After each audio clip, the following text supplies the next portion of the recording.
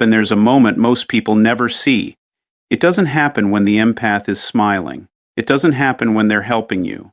It happens quietly, internally, after the third, fourth, 10th time they've been hurt the same way. And by the time you notice it, it's already too late. Because when an empath is hurt repeatedly, something inside them doesn't just break, it rewires. At first, the empath responds the way their brain is designed to. Highly empathetic individuals show stronger activation in mirror neuron systems, regions of the brain that simulate other people's emotions. This means they don't just understand your pain, they feel it. So, when you hurt them, they don't immediately blame you. They analyze you. They excuse you. They absorb the emotional impact and try to fix it. But here's the problem. The human nervous system is not built for endless emotional injury without adaptation. Repeated emotional pain activates the brain's threat detection system, especially the amygdala. Over time, this creates a pattern. The empath starts associating people with danger, and this is where the shift begins. At first, they over-explain. Then, they overgive. Then, they overthink. But eventually, they go quiet. Not because they're weak, because their brain is learning. This is called emotional conditioning, a process where repeated experiences reshape perception and behavior. The empath starts noticing patterns they ignored before. The tone in your voice, the inconsistency in your words, the way respect disappears when you think they won't leave. And something dangerous happens. The empathy doesn't disappear, but it becomes selective. Now, here's what most people misunderstand. They think the empath is becoming cold. They're not. They're becoming accurate. The prefrontal cortex, the part of the brain responsible for decision-making, starts overriding emotional impulses. This creates a new internal rule. Feeling deeply is no longer enough. Evidence matters. And once open hat rule is installed, the empath becomes one of the hardest people in the world to manipulate. But the transformation doesn't stop there. Repeated emotional pain also triggers something called emotional fatigue. Studies show that constant emotional strain reduces the brain's ability to regulate stress hormones like cortisol. In simple terms, the empath gets tired of caring more than the other person. This is the exact moment they start pulling back, not dramatically, not loudly, but strategically. They stop explaining. They stop chasing. They stop trying to be understood by people who benefit from misunderstanding them. And here's the part that shocks people. This is actually where the empath becomes the strongest. Because now their empathy is no longer a weakness being exploited, it's a tool being controlled. They begin setting boundaries not out of anger, but out of clarity. They start observing instead of reacting. They stop giving unlimited access to people who provide limited response. An ECT. There's a quiet transformation that begins the moment an empath is hurt, and then hurt again, and then again. At first, nothing looks different on the outside. They still listen. They still care. They still try to understand you even when you don't deserve to be understood. But inside their brain, something has already started changing. Because the human brain is not designed to experience repeated emotional pain without adapting to survive it. In the early stages, an empath's brain operates with heightened activity in regions linked to emotional resonance, what neuroscience connects to mirror neuron systems. This is why they don't just hear your pain, they internally simulate it. They feel it as if it's happening to them. But here's the part no one tells you. Every time that empathy is met with betrayal, dismissal, or emotional neglect, the brain logs it as a threat, not a mistake, a threat. And that activates one of the most powerful survival systems in the human body, the amygdala, that does not care about your intentions. It only tracks patterns. And when pain repeats, patterns become predictions. So now, the empath who once saw people as emotionally safe begins to experience a subtle shift. Their nervous system starts scanning, not for connection, but for danger. At first, it's almost invisible, a slight hesitation before opening up, a longer pause before trusting your words, a quiet internal question they never used to ask. Is this safe, or is this going to hurt again? This is how rewiring begins. Neuroscientists call this process neuroplasticity, the brain's ability to reorganize itself based on repeated experiences, and repeated emotional pain is one of the fastest ways to trigger it. Because from a biological standpoint, emotional pain activates the same neural pathways as physical pain. Let that sink in. To the brain, being repeatedly hurt emotionally is not metaphorically painful, it is neurologically real. Studies using brain imaging have shown that. And social rejection and emotional distress light up the same regions associated with physical injury. So when an empath is hurt again and again, their brain doesn't interpret it as just feelings. It treats it like ongoing damage, and the body responds accordingly. Stress hormones like cortisol begin to rise more frequently. The nervous system shifts into a semi-permanent state of alertness. This is why empaths who are repeatedly hurt often feel exhausted even when they've done nothing physically demanding. Because they are. Emotionally, neurologically, chemically, they are in a constant cycle of processing, anticipating, and protecting. And here's where it gets even more intense. With enough repetition, the brain stops waiting for the pain to happen. It starts predicting it before it arrives. This is called anticipatory stress, and it changes everything. Now, the empath isn't just reacting to reality, they are preparing for impact that hasn't even occurred yet. A delayed reply feels heavy. An ear. A change in tone feels suspicious. A small inconsistency feels like the beginning of another wound. Not because they're overthinking, because their brain has been trained to connect these dots. What used to be openness becomes analysis. What used to be trust becomes pattern recognition. And slowly, without any announcement, the empath begins to evolve. But this evolution comes with a cost, because the same brain that once allowed them to connect deeply with others is now building protective barriers. Connections that once felt effortless now require evaluation. Vulnerability that once felt natural now feels risky. And the empath starts doing something they never had to do before. They start filtering. Who gets access? Who gets honesty? Who gets silence? And here's the most misunderstood part of all of this. This is not emotional damage. This is emotional adaptation. The brain is not breaking. It is recalibrating. It is learning that unlimited openness in a limited respect environment. An ant is dangerous. And it is correcting that imbalance.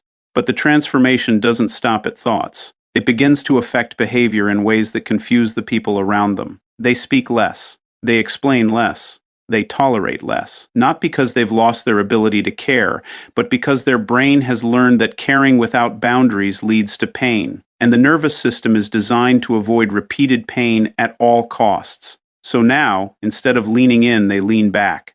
Instead of giving more, they observe more. Instead of reacting emotionally, they process strategically. This is the moment the empath becomes unpredictable to those who once relied on their predictability. Because before, they were easy to read. They would forgive quickly. They would understand endlessly. They would stay even when staying cost them everything. But now, their brain has new data. And new data creates new behavior. And behavior is what people notice. Suddenly, the empath doesn't respond the same way. And why? They don't chase clarity. They don't argue for connection. They don't beg to be understood, because their brain has already run the pattern. It already knows how the story ends, and this is where their internal power begins to rise. Not loudly, not aggressively, but with a quiet certainty that changes everything. Because once the brain has been rewired through repeated emotional pain, it becomes almost impossible to return to blind trust. The empath doesn't lose their depth, they lose their naivety, and that shift is permanent. Now, they see what they once felt. They recognize what they once ignored. They understand what they once excused. And the most dangerous part, they no longer need closure because their brain has already completed the pattern. And when an empath reaches that stage, you won't see a breakdown. You won't see a dramatic exit. You'll see something far more powerful. A calm, controlled, almost surgical withdrawal because internally the rewiring is complete. The brain has learned the lesson. The nervous system has adapted. And the empath has changed in a way that cannot be undone. Not because they wanted to, but because their biology refused to let them stay the same. There comes a moment in an empath's life that looks like distance, but is actually precision. It doesn't happen overnight. It happens after patterns repeat so many times that the brain stops asking, "How do I fix this?" and starts asking, Why am I still allowing this? Because empathy, in its raw form, is unlimited. It gives without measuring. It understands without proof. It forgives before accountability even arrives. But the human brain is not designed to operate without limits forever. And when an empath is exposed to repeated emotional inconsistency, something begins to shift at the neurological level. At first, they still feel everything. That doesn't change. What changes is what they do with what they feel, because every time empathy is given and not reciprocated, the bra and in registers an imbalance, and the brain hates imbalance. From a psychological standpoint, this creates what's known as cognitive dissonance state, where actions and outcomes don't align. I give honesty but receive confusion. I show loyalty but receive unpredictability. Die off or care but receive distance. This internal conflict forces the brain to resolve the tension, and it has only two options: either keep believing in the same pattern or update the pattern entirely. This is where selective empathy is born. Not as a defense mechanism of weakness, but as a correction mechanism of intelligence, because the prefrontal cortex, the part of the brain responsible for decision-making and behavioral control, starts stepping in. It begins overriding the emotional impulses that once operated freely, and suddenly the empath, who once reacted instantly, pauses, not because they don't care, but because they're evaluating. This pauses everything, because in that space something new happens. Observation replaced. An ACE's assumption. Data replaces hope. Patterns replace promises, and this is backed by behavioral science. The brain is constantly running predictive models based on past experiences. When those experiences become consistent, the brain stops treating them as exceptions and starts treating them as rules. So now, the empath doesn't need repeated explanations. They need consistent evidence, and when that evidence doesn't show up, something inside them quietly withdraws. Here's the part most people never notice. The empath is still feeling everything, but they are no longer reacting to everything. This is emotional regulation at its highest level, and it's not natural to them. It's learned through pain, because repeated emotional disappointment trains the brain to conserve energy. Caring deeply for the wrong people is not just emotionally draining, it is biologically expensive. Every emotional surge triggers chemical reactions: dopamine, oxytocin, cortisol. And when those cycles are constant, and why disrupted by inconsistency, the brain starts reducing investment to protect itself. This is why the empath becomes selective, not cold, not detached, selective. They begin choosing where their empathy goes the same way a strategist chooses where to place resources, because now they understand something they didn't before. Empathy without boundaries is self-destruction. And once that realization locks in, their behavior changes in ways that feel almost unrecognizable. They stop explaining their intentions to people who misinterpret them. They stop offering emotional access to people who misuse it. They stop trying to be understood by those who benefit from misunderstanding them. And this isn't emotional shutdown, it's emotional precision. Because selective empathy doesn't mean feeling less, it means directing feeling correctly. This is where the empath becomes dangerous to toxic dynamics, because they are no longer predictable. Before you could rely on their patience, you could rely on their forgiveness. You could rely on their willingness to stay even when staying made no sense. But now, there are conditions, unspoken but real. Consistency matters, respect matters, effort matters. And if those variables aren't present, the empath doesn't argue. They adjust quietly, strategically. And here's the psychological shift that changes everything. They stop asking, "How can I make this work?" and start asking, "Does this deserve to work?" That single question rewires the entire dynamic, because now empathy is no longer given freely, it is earned, not through words, but through patterns, and patterns don't lie. From a neuroscience perspective, this shift is tied to increased activity in areas responsible for risk assessment and impulse control. In simple terms, the empath is no longer operating purely from emotional instinct. They are integrating logic, and when emotion and logic align, decisions become final. That's why when a fully aware empath pulls back, it feels sudden and everyone else. But internally, it was gradual, calculated, tested over time. Every ignored boundary, every repeated behavior, every moment where effort wasn't matched, all of it was being recorded, not consciously at first, but neurologically, constantly, until one day the threshold is crossed and the empath system updates. No announcement, no warning, just a shift. Now they invest differently. They listen more than they speak. They watch more than they react. They give less, but what they give is intentional. And here's the part that confuses people the most. When an empath becomes selective, they actually become more powerful in relationships that are healthy because their empathy is no longer diluted. It's focused, which means the right people experience a deeper, more genuine connection than ever before, while the wrong people experience distance they can't understand. And that contrast reveals everything, because selective empathy is not about rejection. It's about alignment. An S about recognizing that not everyone deserves the same version of you. And once an empath understands that, there is no going back. They will still feel deeply. They will still care intensely. But they will no longer ignore reality to protect potential. They will no longer sacrifice themselves to maintain connection. And they will no longer confuse emotional intensity with emotional safety. Because now, their empathy has evolved from something that was once automatic into something that is now intentional. And that transformation doesn't just protect them, it elevates them. Because an empath who chooses where to feel controls everything that once controlled them. And once that controlled them, and once that control is established, their presence becomes rare. Their energy becomes valuable, and their empathy becomes something not everyone gets to experience anymore. There's a moment that feels like rejection, but it isn't. It feels like punishment, but it's not. It feels like the empath is pulling away to make a poi, an NT, but the truth is far more unsettling.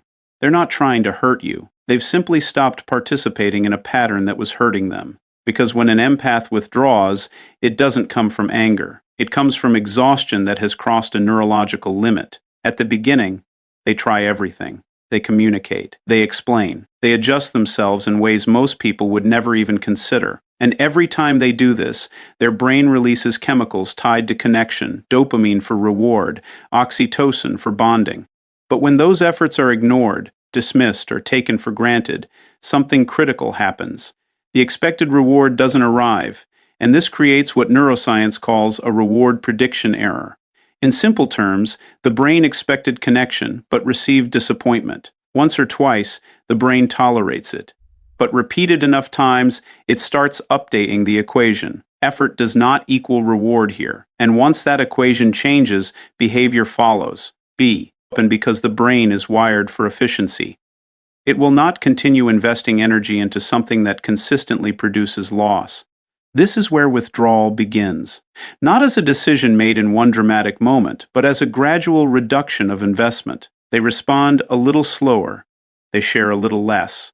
They stop initiating conversations that once felt natural, not to manipulate, not to test you, but because their brain is quietly cutting off a losing strategy. And here's the part that most people completely misread. They think the empath is playing games, but what's actually happening is far more biological than emotional. The empath is removing reinforcement. In behavioral psychology, reinforcement is what keeps a behavior alive. Attention, validation, emotional reactions. These are all forms of reinforcement. If someone behaves poorly but still receives attention, connection, or emotional energy, their behavior continues. Not because they're evil, but because it works. And for a low, an NG time, the empath unknowingly provides that reinforcement. They forgive quickly. They stay available. They keep showing up, even when the behavior doesn't deserve it. But once the empath withdraws, that reinforcement disappears. And when reinforcement disappears, behavior becomes unstable. It either escalates or collapses. This is why when an empath pulls back, the other person often reacts intensely. Suddenly there's confusion, frustration, even anger, because the system that was once predictable is no longer feeding the same response. And the brain doesn't like losing a reward it became used to. This triggers what's known as extinction behavior. When a previously rewarded behavior stops being rewarded, the brain temporarily increases the behavior in an attempt to regain the reward. That's why you might see sudden effort, unexpected messages, emotional reactions that were never there before. But here's the critical part. The empath is no longer responding the same way because their brain has already completed the learning process. It has already recognized the pattern, and once recognition turns into certainty, the emotional attachment begins to dissolve. Not instantly, but irreversibly. This is what makes their withdrawal feel so final, because it's not based on a temporary feeling. It's based on accumulated evidence, and evidence doesn't argue. It concludes. Now, let's talk about the internal shift that happens at this stage. The empath stops seeking closure. This alone changes everything. Where because closure psychologically is the brain's attempt to resolve uncertainty. But when patterns become clear enough, uncertainty disappears. There's nothing left to solve, nothing left to decode. The brain has already answered the question. And once that happens, the need to chase explanations vanishes. This is why the empath becomes quiet, not because they don't have anything to say, but because they no longer need to say it. And silence in this context is not weakness. An S, it's resolution. It's the brain signaling we're done investing here. And here's where the real power begins.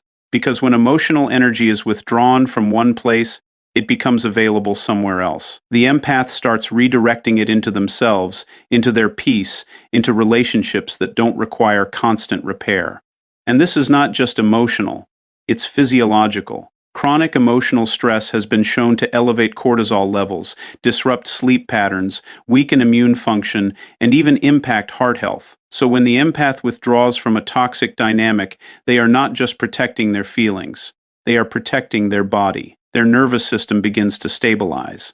Their mental clarity improves. Their energy returns. And for the first time in a long time, they feel safe. Not because the world changed, but because they changed their exposure to it.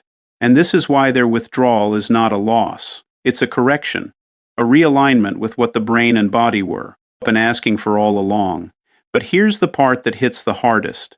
Once an empath reaches this stage, they rarely go back because the brain does not unlearn what it has fully understood. It doesn't forget the pattern. It doesn't ignore the data. It moves forward with it. And that makes their absence feel permanent, not dramatic, not explosive, just complete. Because they didn't leave impulsively. They left after staying longer than they should have, after trying more than they needed to, after giving more than was ever returned.